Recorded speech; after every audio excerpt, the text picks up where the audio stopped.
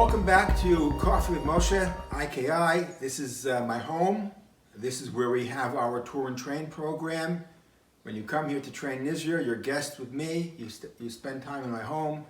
My books are your books. You can read here. You could study my library.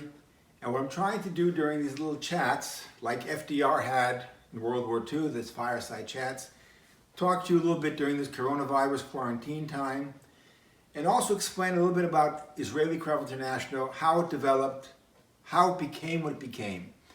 Later on, I'll discuss some of the principles, but it was an evolution. It was a journey. It wasn't something that I set out to do, that I knew it was going to happen. It just happened. One of the great gifts I received many years ago was a yearly subscription the first year to Black Belt magazine. Now, this is before internet. Yes, there was a time before internet. So I would wait for my monthly edition of Black Belt magazine. I would open it in a very excited way. I would have a ritual of how to approach it. I would first scan the whole thing.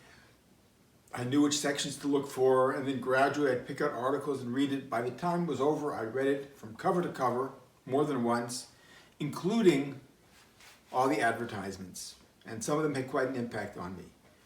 One of the things I saw advertised in those days was these martial arts camps, seminars. I had never attended a seminar outside of Israel, and I wanted to see what they were like. One of the ones that caught my attention was called Karate College. Why did Karate College catch my attention? It was run by somebody who had a title of doctor, Dr. Jerry Beasley, who we eventually became very good friends, and he became a role model to me as well, and a guide. And it was held at a university. And I thought, well, this is an academic approach to martial arts. Very interesting. And you could actually earn a college degree in martial arts from Radford University in Virginia, which I had thought about at one point, but didn't have the time. But I decided to attend Karate College. The only problem was it was in America. It was far away and it cost a lot of money. For me, that was a big obstacle. Fortunately, I have a very dear friend in America who at the time decided to pay for me. He said, here's my credit card, buy the ticket to America. And so I was off to the US and I attended Karate College, and it was a life-changing experience. I have a lot of stories from Karate College, amazing people that I met who I'm still in touch with. I'll just give one of those stories now. I'm a person who believes in destiny, believes in God. And I was at Karate College, and I felt like the only Jew in town. Like, oh my God, what am I doing here? People with tattoos, which is something which in those days I never saw, shaved heads and crucifixes and crosses, and I'm thinking, oh my God. And the place is called Christianburg, of all places. And I'm thinking, what am I doing here in the South? This is going to be trouble. And as I'm thinking that, like, this was a huge mistake. I remember the moment. I'm lining up to register, and I'm thinking to myself, this was a huge mistake.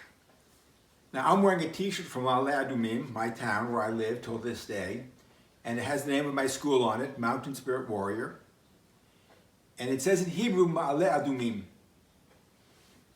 And there I am online, waiting to sign up and everything, thinking this was the mistake of my life. Things are going to go bad. And then I heard a voice. And somebody says, Ma'ale Adumim. And I'm thinking, oh my God, somebody can read Hebrew. Somebody can read my t-shirt. We have an expression in Judaism called bat kol, which means a heavenly voice.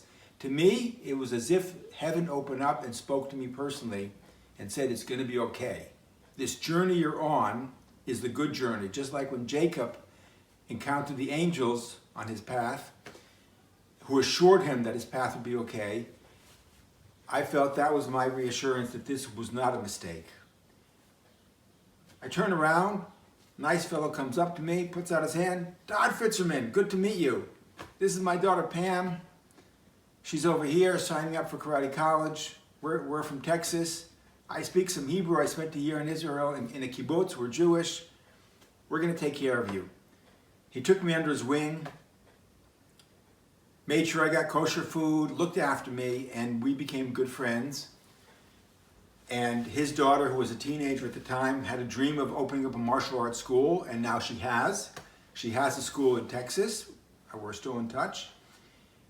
And that reassured me that things were going to be okay. Now, if my camera woman tells me I have enough time, let me just fast forward to the current moment and end this story, this part of the story. In the time period of Facebook, you get a hold of people. A few months back, I get a message. Hey, Mr. Katz, this is Todd Fitzerman of Dallas, Texas. You probably have no idea who I am. We met years ago in karate college. My daughter Pam went to there, etc., etc. I saw your name and I see you're a big martial arts instructor. I just thought I'd reach out and say hi. I wrote him back and I said, Todd, you think I forgot you? You think I don't remember you? I said, let me enlighten you. And I told him this story, that I was at the point of turning back. I was at the point of saying, this is a mistake. I said, when I heard your voice, I said, the heavens opened up, and that was the voice of God telling me it would be okay. I said, God chooses angels, messengers. I said, that day, you were God's messenger to me to say, this path will be a good path. I said, since then, I have schools in 40 countries. I've traveled the world. I've reached tens of thousands of people with a unique self-defense system that's helping people all over the world. I said, you have a hand in every person that I've succeeded in helping. You have a hand in every instructor in the IKI system that's working today. You're a part of all that. His reaction was, I'm going to go tell my wife.